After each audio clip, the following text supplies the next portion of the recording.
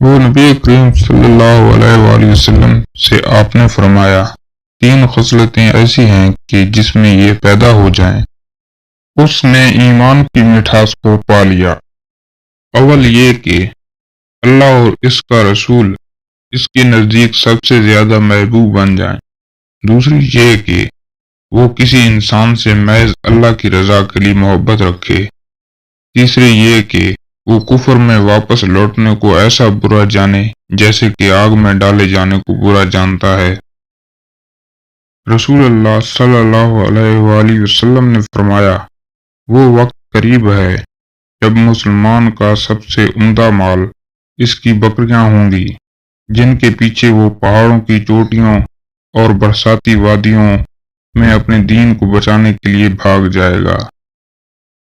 رسول اللہ صلی اللہ علیہ وآلہ وسلم نے فرمایا کہ میں ایک وقت سو رہا تھا، میں نے خواب میں دیکھا کہ لوگ میرے سامنے پیش کیے جا رہے ہیں اور وہ کرتے پہنے ہوئے ہیں، کسی کا کرتا سینے تک اور کسی کا اس سے نیچے ہے۔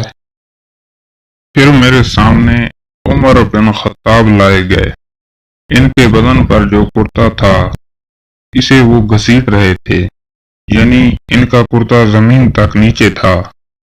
صحابہ رضی اللہ عنہ نے پوچھا کہ یا رسول اللہ، اس کی کیا تعبیر ہے؟ آپ نے فرمایا، اس سے دین مراد ہے۔